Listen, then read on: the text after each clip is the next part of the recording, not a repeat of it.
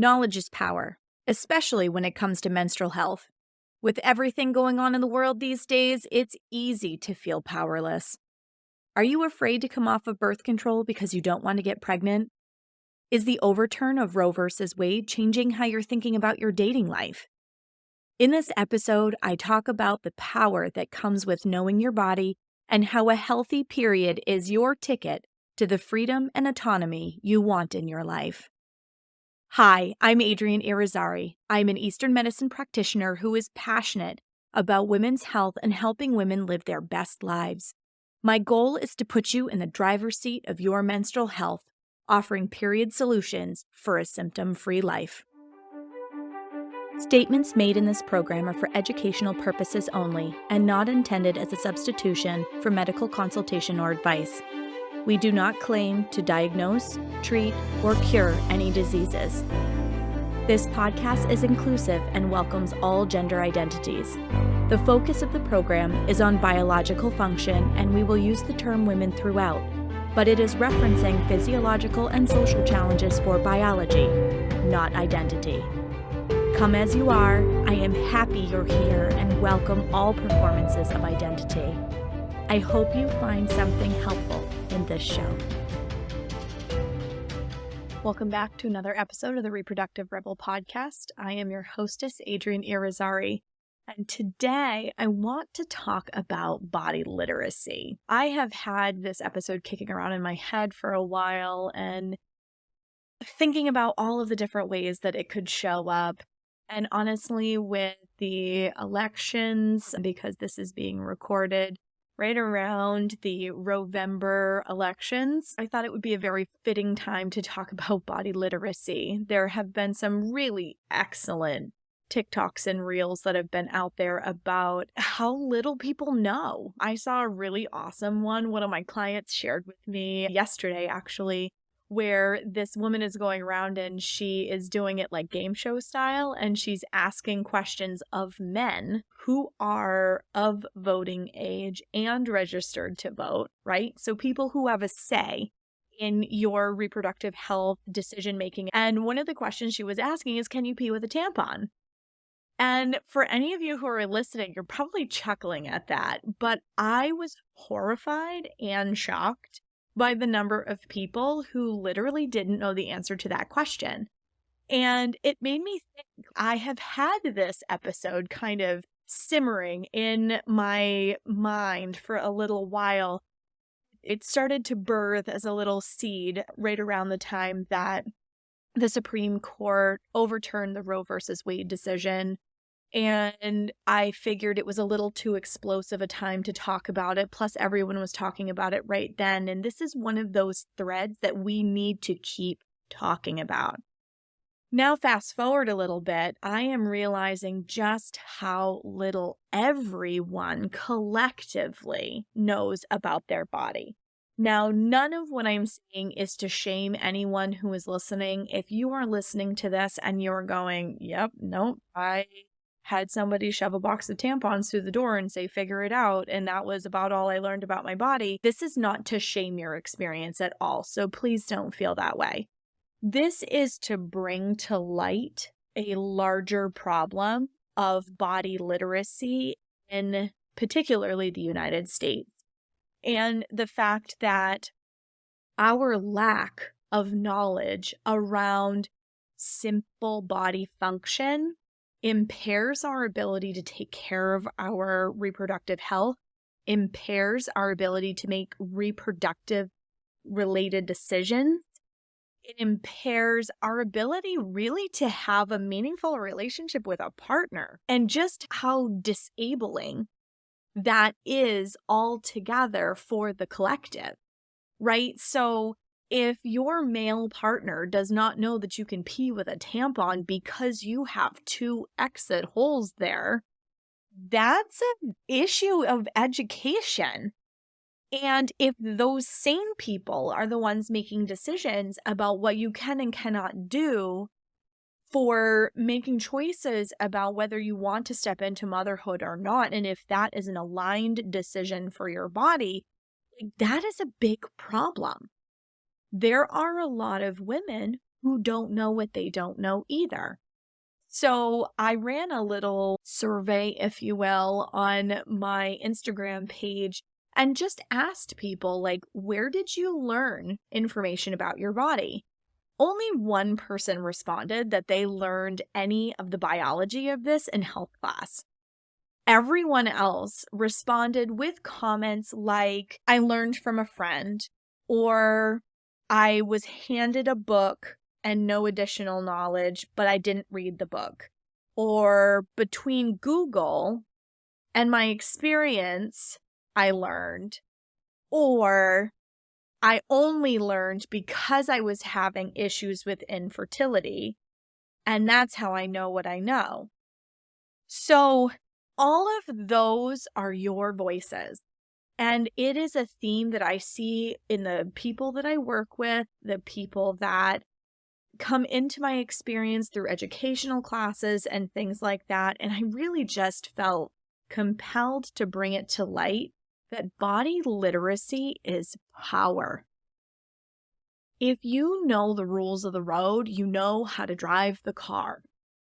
And it comes back to the fact that we have this insidious subtext in our culture that because we preach from an abstinence-only place, that if we teach them how to use it, they will, which honestly isn't a very responsible way to engage with people. Because human nature is, if you tell me no, I'm going to do it because you told me no. Anyone who has teenagers knows that. Anyone who was a teenager at one point knows that. We laugh, and I say we being my generation of people who were like pre-cell phones taking videos of literally every aspect of our waking day. But I've heard like fellow parents be like, thank God there were no cell phones recording some of the dumb stuff that we did when we were kids. And it just makes me think about the fact that we have more information out there than ever, and yet we still are completely out of touch with our body, with how it's supposed to move through the world. And we learn what we learn from sources that may not be authoritative sources on a particular issue. Body literacy is power, folks. And coming at it from an abstinence-only place really does a disservice because it mutes the conversation around basic biological function. You can have a body literacy conversation that is age-appropriate with a young person. Sex doesn't even have to enter the picture, and you can still teach them that there are going to be some days of the month that they're going to have a lot of energy, and that's when they should be doing competitive sports, or maybe they could do a little extra socially or whatever, and there are going to be days out of the month that they're going to go to their fill-in-the-blank class. I look at my own daughters and I see like martial arts class, for example, and I can tell just by watching my daughter that it's almost time for her period to arrive because her energy level is lower, her stamina, she gets more winded more easily. And the thing is, in our culture, we look at that as a weakness instead of normalizing it as a basic function of our body. Our body goes through a 28 to 30 day hormone cadence. This is different than men. Men experience their hormones in a 24-hour window. We experience ours in a 28 to 30 day window. Okay, so there are going to be days of the month you're exhausted, and that's normal. Now, how deep that exhaustion is may speak to an imbalance, but there are going to be days where you're going to be tired. There's going to be days where you feel like you can multitask like a boss and you are the queen of the universe. You are going to have days where you don't feel like socializing that much. You have energy, you just feel less social. All of those things are normal, and we do not talk about that in our culture. We don't even teach people what day one is of their cycle.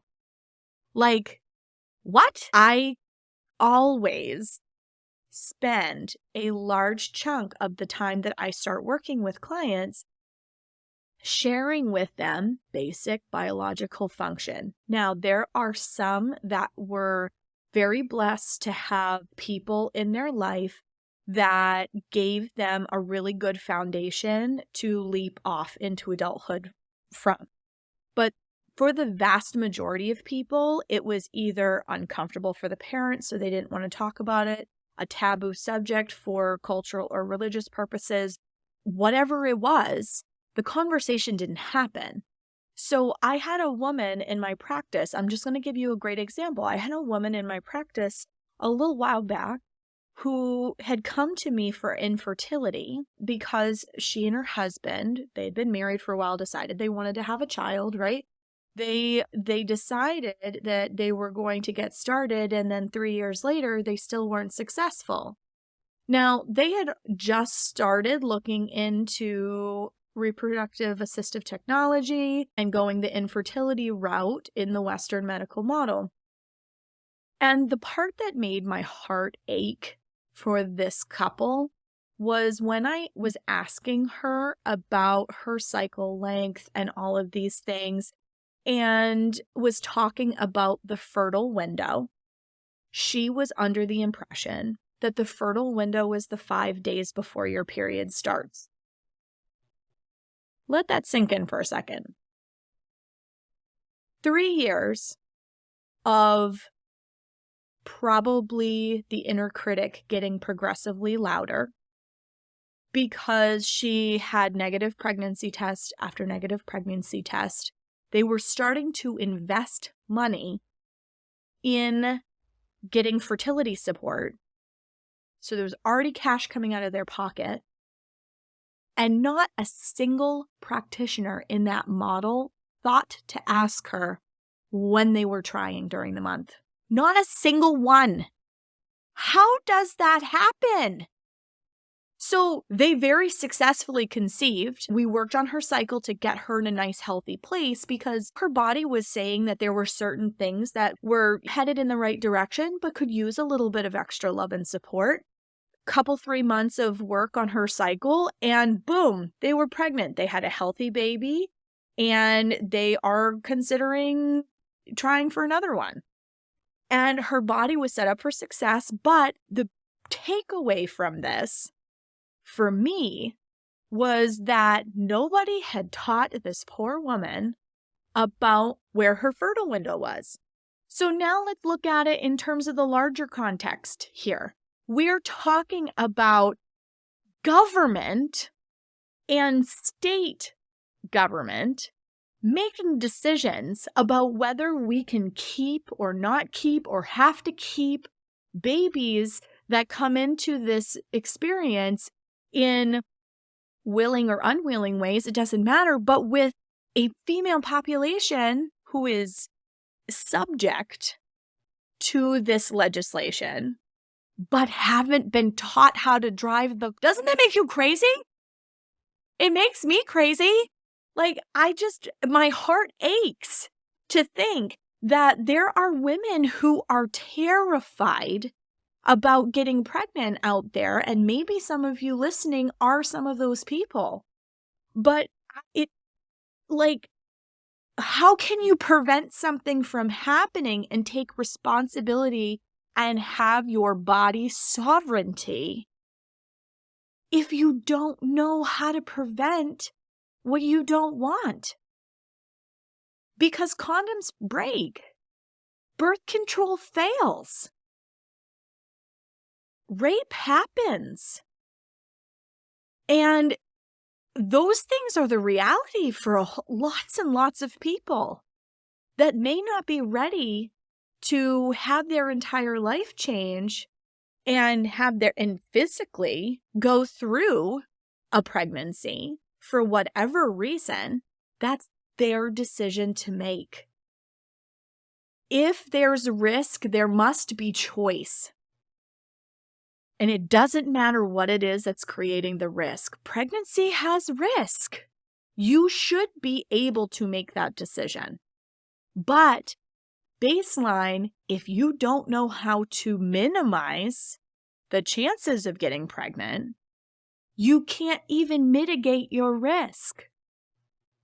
So body literacy becomes your superpower. Knowing what day one is of your cycle, how to count that, so that then you can identify where you should be seeing your fertile markers is incredible power. Now, if you are not comfortable moving into a fertility awareness method model to prevent pregnancy, that is your decision to make. There are lots of very capable fertility awareness practitioners that would totally greet you with open arms. And if you are interested in something like that, please email the show. I would be happy to share some of those resources with you. But just knowing where you are on a given day in your cycle changes your entire experience with it, minimizes the symptoms of your cycle, improves your immune system, improves your health. Like there's just a huge list of things that it does for you. So day one of your cycle is the first day of fresh red blood only. All right. And I know I've mentioned this in a previous podcast, but I think it definitely bears mentioning again, because this is basic information that we don't. A lot of health classes will cover basic anatomy, like here's a uterus, here's a cervix, here's a vagina. But what it won't tell you is what your fertile window looks like, when it should be showing up. There might be classes out there that do that, but for the vast majority of people, that is not their experience. Their health class level experience is here are the anatomical parts that biologically make these two genders different. And no rules of the road in terms of what to do about it. Some classes don't even give you birth control options. Some will give you a brief overview, but that is it. So think about how the frame changes. If you know that you start seeing a different kind of mucus just as you enter your fertile window. Body literally gives you a flag and says, hey girl, egg's going to be coming within the next week. Take precautions, right? Or game on, depending on what your goals are, right? If you know this, then you know when you should be making sure there's a barrier there if pregnancy prevention is your goal. If getting pregnant is your goal, you know when to start trying. And then nobody is left with unwanted heartache because you are putting the appropriate effort in for your goals at the appropriate time of month. So your bleed should only last 4 to 6 days. On average, it's 4 to 5. Fresh red blood only, no clots, no cramps, no emotional symptoms going into it. One of the memes that I shared, because I thought memes were funny, talking about some of these issues that we have as bleeding bodies. And there's a meme that I think it has been shared probably 300 times since I have put it out there.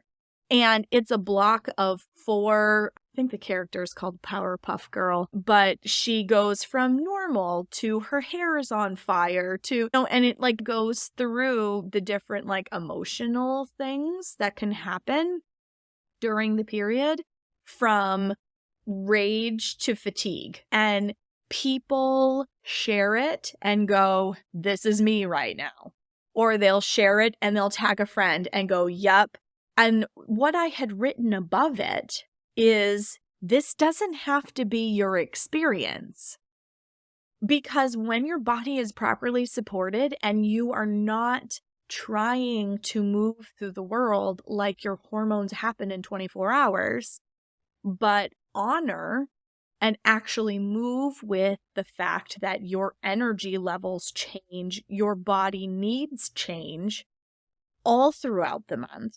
I mean, I've been yelled at in forums like exercise forums on Facebook before. I am an athletic person. I am an active person, but I also honor where I am in my cycle and I move with my cycle appropriately. And if you want a little more deeper dive in that, please check out the Move with Your Cycle episode that I did with Rock Hancock, because it's a great one and we talk about exactly what you should be doing in each phase of your cycle. But just looking at the fact that you cannot personal record your entire month. There are people in weightlifting forums that will put a message out there and they'll say something to the effect of, "Help psych me up today, ladies. I'm wicked tired, but I'm dragging myself to the gym," right?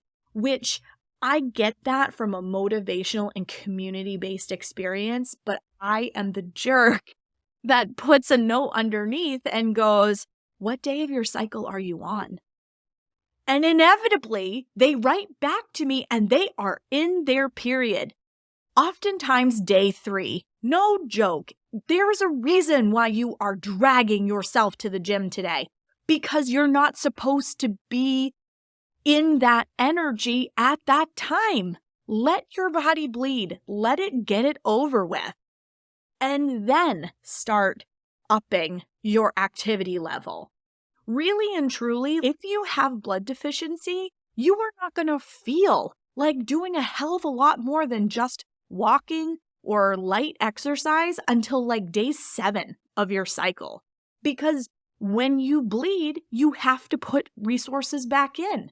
This is no different than fueling and making sure that you have the right amount of carbohydrates before you lift, or replenishing them after you lift. Right? It's no different than that.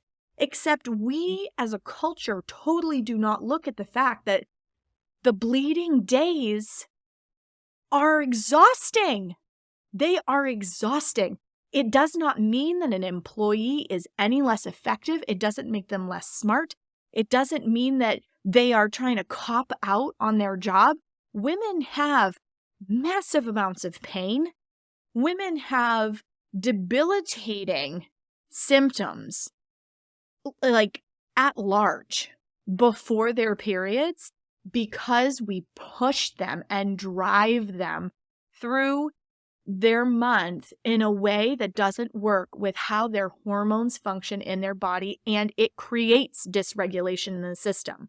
It creates these period problems, folks. Like, I created Not Your Mama's Menstrual course because I wanted people to know what it feels like to actually move through your month in a harmonious way. You are more quiet during your period. You get more rest during your period. Why? You're bleeding. You are losing resources. Like, you need to conserve your energy. This is a paced race through the month, folks. When you are a bleeding body, and that energy changes. When you go through and cross that threshold of menopause, and you are now a postmenopausal woman and you've come into your second spring, your energy's different. Your engagement with the world is different because your hormone cadence is different. But while you're a bleeding body, there is an ebb and flow to the hormones and the energetic cadence of the month. You are more quiet during your bleed. You want to rest. You want to conserve your energy because you're bleeding. That takes a lot of energy in and of itself. The follicular phase, your energy level starts to pick up. Culturally, we are told that we need to stay in spring and summer energy all the damn time. And that is bullshit. It's bullshit because our bodies cannot sustain that. That's how we get period symptoms. That's how we have immune system related issues, because we are constantly drawing on a bank account that we're never putting money back. That's the nuts and bolts of it. That's why living in a cyclical way as a bleeding body is so damn important, because you have to put money in the bank account to have money to spend. Anyone who has a job knows that. Anyone who doesn't have a job recognizes that too. You have to be able to put resources back in the account in order to be able to spend anything. And when we're trying to hit personal records with deadlifting on day 3 of our period, when we are spending out of our account and now we're overdrafting the account, you have to pay the frickin' overdraft fee, then put money back in the account in order to have anything to spend. But that's not how we look at it. And so compromises those fertility markers that I was talking about. So when we overspend, we have period problems.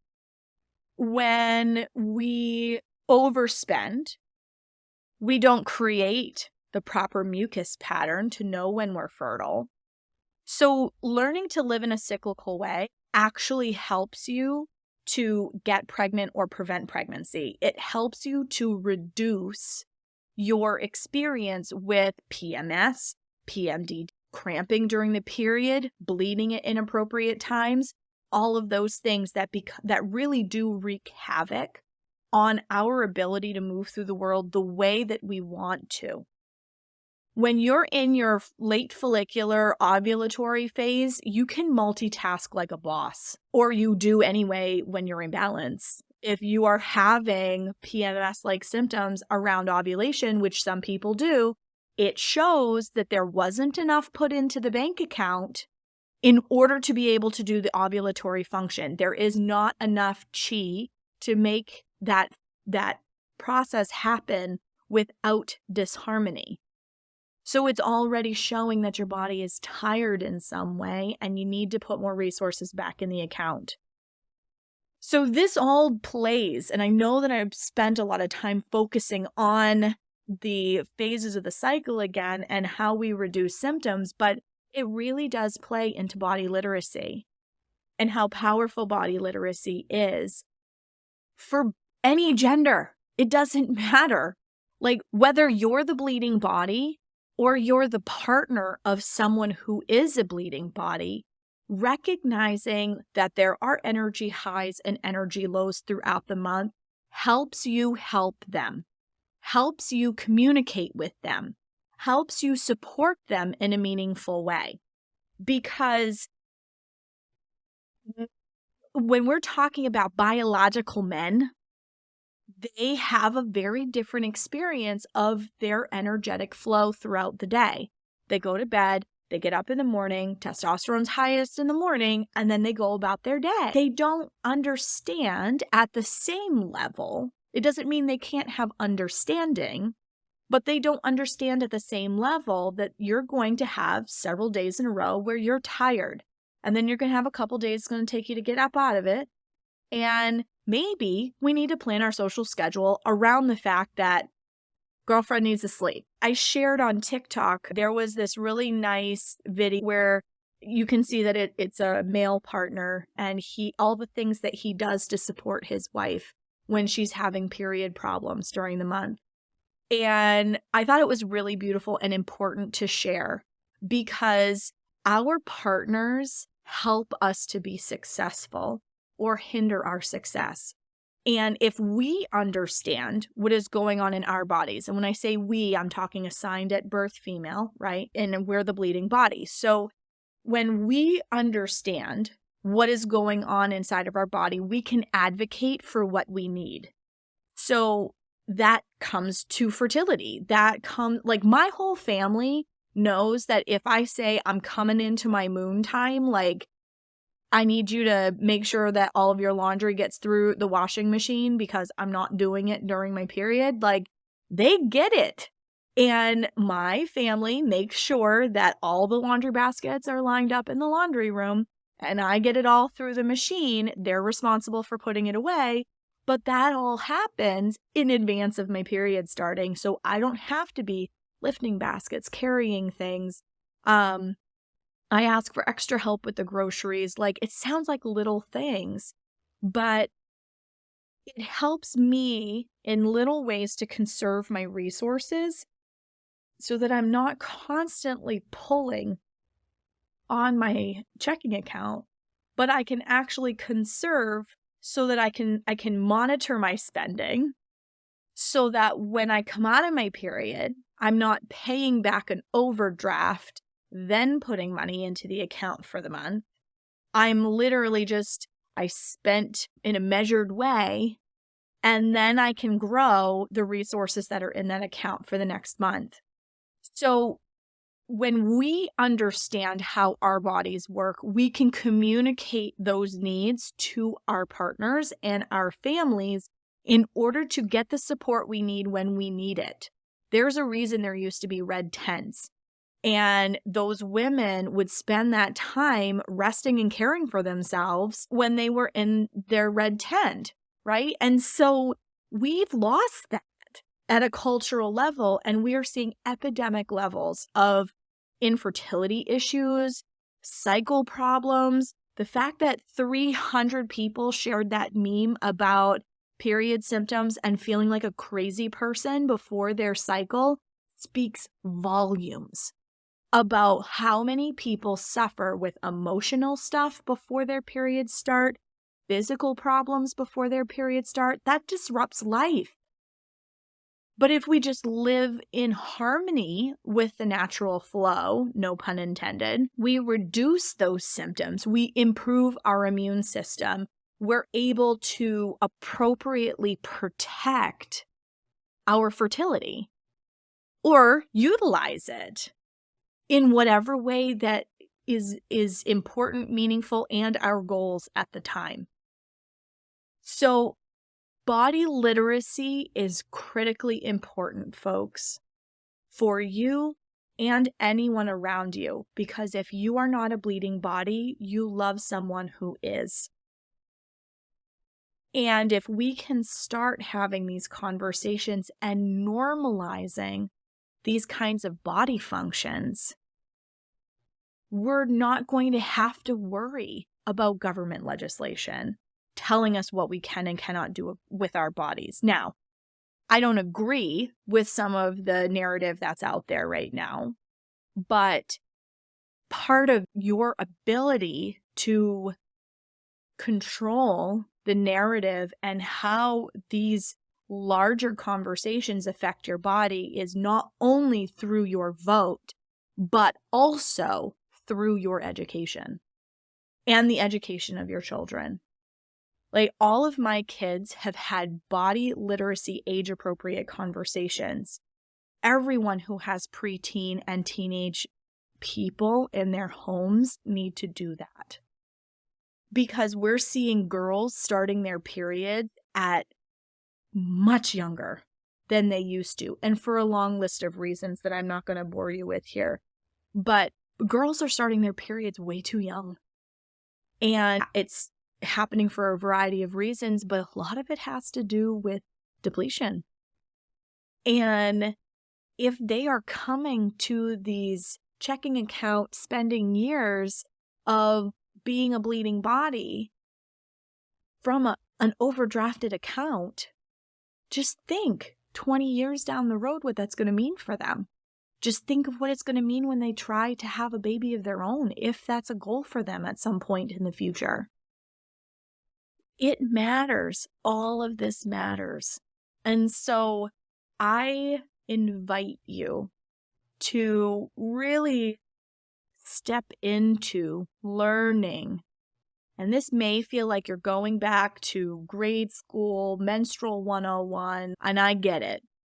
But make sure that what you know isn't what you learned from a girl in the bathroom when you were in 7th grade. Make sure what you know is not what your friend's mom told you, because who taught her? Right? Learn from people like fertility awareness educators, like peri-steam hydrotherapists, people who know how your cycle is supposed to go. And the reason why I pause there for a second is, yes, doctors can give you this information, but they don't talk about the energetic changes. Not unless you get somebody who is an integrative practitioner or a naturopath. I have seen a couple of osteopaths be able to share that kind of information, but like in general, I'm talking like they being the Western medical model, generally talk about biological function from the place that you learned in high school health, where here is a uterus, here are the ovaries, right? They don't use, hey, we're doing this test on your FSH because of this reason. FSH is the hormone that rises, that starts the process towards ovulation, right? Not a lot of doctors take the time to educate that way. It's an awesome opportunity for education. Some doctors do, but in general, they only have 15 minutes with you. So they don't take that extra step for education generally. Now, if there's somebody out there that says, I'm going to make a liar out of you, I totally welcome that. But in general, people who walk into a Western medical office feel like a number. They don't feel seen and they don't feel heard because all the practitioner has time for, and this isn't demonizing the practitioner, because I truly believe that people go to medical school because they want to make a difference for people. So this is not demonizing the practitioner. This is the model. This is the problem with the model, is that because it's a business and they're trying to crank so many people through in such a short period of time, meaningful conversations like that provide education or bridge the gaps in education, because not everybody's experience learning about their body and their body literacy conversations have been the same. And there's a lot of assumption that's made that when you walk in, you already know these basic facts about your body. And 9 times out of 10 people don't. And it's no fault of their own. It is a broken part of our system that really needs fixing. And it's something I'm super, super passionate about. Not Your Mama's Menstrual Course and Empowered Fertility were my first 2 attempts at helping people help themselves, because people didn't know that their energy levels rose and fell throughout the course of the month, and that affected whether they had massive period cramps or whether their cramps started to go away, whether they started with brown blood or if it started fresh red. Like little changes in your lifestyle that through that course, Not Your Mama's Menstrual Course, you can literally start today. Little changes like that alter the experience for people, make you feel stronger in your body, make you feel like you're in the driver's seat of your bus instead of your body calling all the shots. When you're having extreme, like emotional up and down, it affects your relationship or in relationships with people around you. I had one client who used to lovingly call them her fire-breathing dragon days, right? And as we worked together, those dragon days, as she called them, went away. That doesn't have to be your experience with your period. You don't have to be like bedridden for 2 days, miss work, miss life. Like you're already scheduling around the fact that your cycle is taking you out of your life for however many days every month. What if you were just carving out that time to care for yourself and put resources into that checking account instead?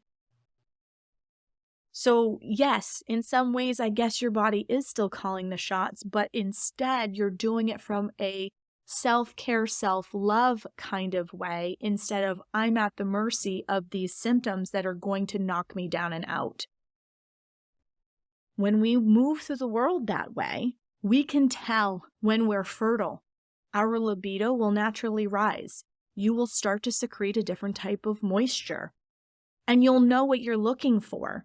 You'll know that you can only get pregnant 7 to 8 days out of the month. That's it. That is it. I'm going to say that again.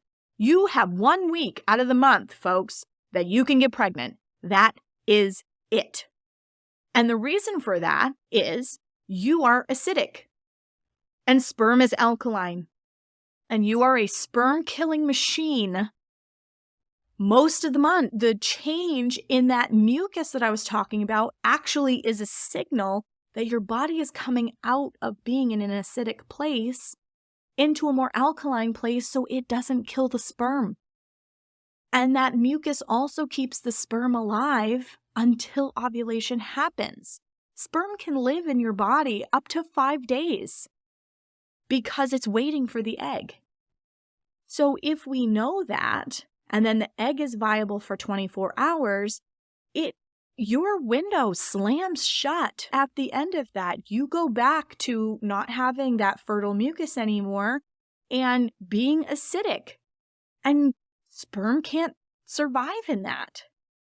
So really and truly, if you know your body, what it's telling you, and you're supporting all of the phases of the cycle in an appropriate way, you know when you can get pregnant and when you can't. And then you can take steps accordingly depending on your goals. And I know that sounds very cut and dry and basic, but it really should be that basic because this is what we should have been taught when we were younger. We should have been taught this stuff at the beginning. And it breaks my heart that we weren't. But that changes now. What's going on at a government level is forcing that conversation. Everyone, regardless of what their biological parts are, should be aware of how this works for themselves and for their partners, because it helps you be a more understanding partner. It helps you support the health of your partner so you both can thrive.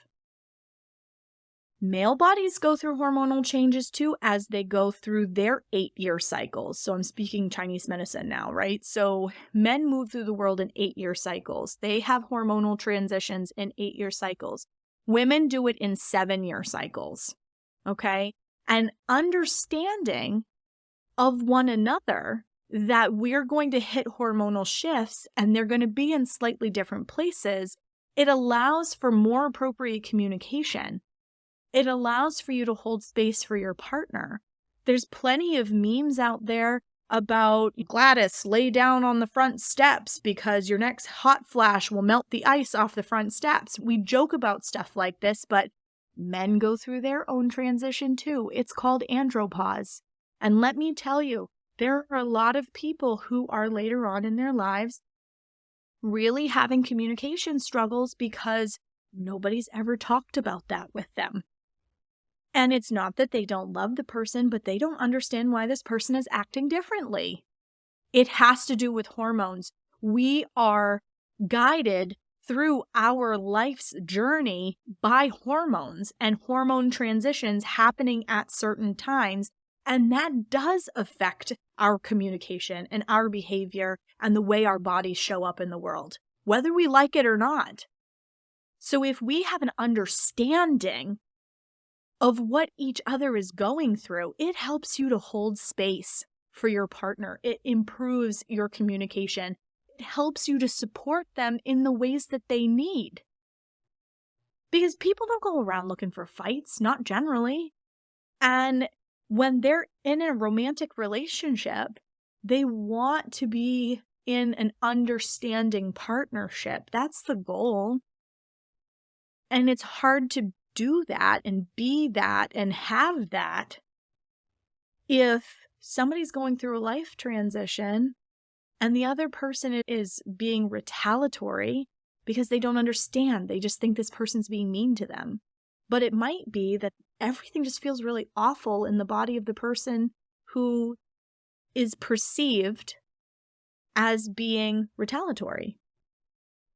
But maybe that's not the case. Maybe they're just so inward and they feel so yucky inside. But if their partner goes, hey, like, I see that this is what's happening. Is there a way that I can support you? How can I love you best? That totally changes the conversation. And I've had lots of conversations with women who have done the menopausal transition and then they're with their partner who's starting to do the andropausal transition, and they're like, I don't know who this person is. Why is it that like we used to be able to talk about everything and now they bite my head off all the time? This doesn't feel good at all. And when we talk about the fact that these hormone transitions happen, it totally changes the frame. It allows that partner to step in and support the person they love in a more meaningful way. So all of this is to say, body literacy is fucking important. It is so important in our interpersonal relationships, in our relationships with self, because I know I used to be a product of the system where I believed, falsely, I might add, that I could work like a man. And because I can do as much as a man, just putting that out there. But I was literally killing myself. My cycles kept getting shorter and shorter. They became more erratic. I had more and more symptoms because I was not allowing myself to rest when I needed to so that I could put the pedal to the metal when I could. And so, not being understanding of that, I became sicker and sicker as a person. My relationship with myself suffered because I spent a lot of time, and the person inside of your head, that little self-critic that lives inside of your head, is the loudest voice you listen to because you are stuck in your head with that person. And I kept telling myself, come on, suck it up, Adrian. You're tired, but you can push through this. Suck it up, Buttercup. There's no reason to be lazy. Like, I was raised with this, you work hard and you're defined by working hard kind of mentality. And I know that there's a lot of us out there, but the issue was that it was affecting my health. And so not only was I trash talking myself inside my head because I'm like, I should be able to do this. Why do I feel so tired? I'm being lazy because I'm tired. Get moving, Adrian. And because I kept telling myself all of this garbage, I really internalized that message for myself. So not only was I experiencing this body function, which started to feel more and more like my body was betraying me, but then I was talking shit inside of my head at the same time.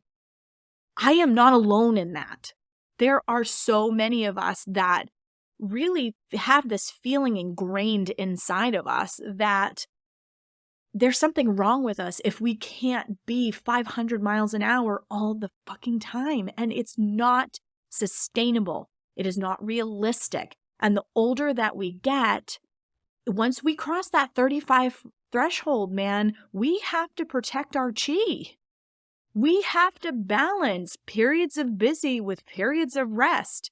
And I don't know any of you that are listening that have come through that 35 transition, but it is rude. It is rude because all of a sudden it is very apparent that you can't go like a house of fire anymore and you have to slow down. You have to pace yourself. And I now have to balance extremely busy periods with a day to 3 days to recharge my battery before I can go really hard again. And that is normal. But if you're not aware of that, this is where when people get to perimenopause, they're like, am I going through perimenopause? Am I having cycle problems? What is going on here? And it's because they're in that zone where they need to balance, go hard, and rest in a much more intentional way. And their body is telling them that, but they're trying to ignore the message because culturally, we either haven't been taught it or we haven't created it as a socially acceptable experience.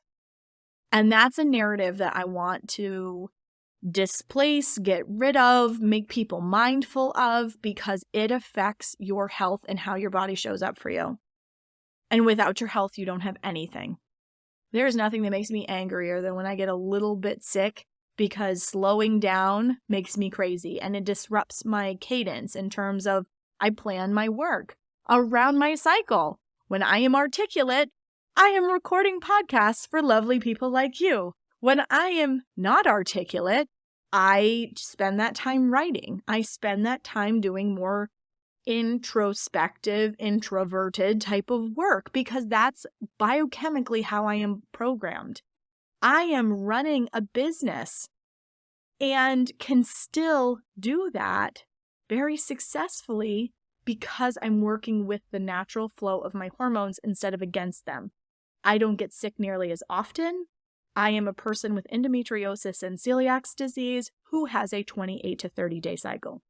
Okay? It is possible. My endo symptoms used to freaking wipe me out. And I used to feel like I was dying and an alien was going to emerge from my low belly.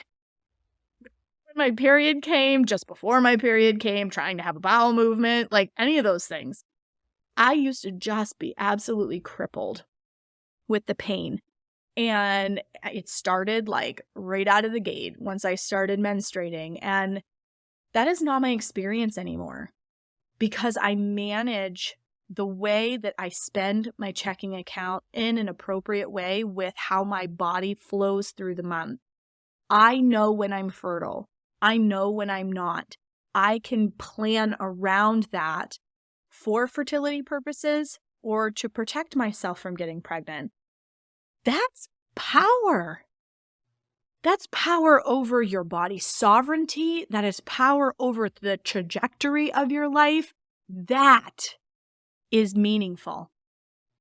And I really hope that this has inspired you to maybe question some of the things that you were taught growing up, do a deeper dive into some of the things that you thought you. I invite you to check out Not Your Mama's Menstrual course.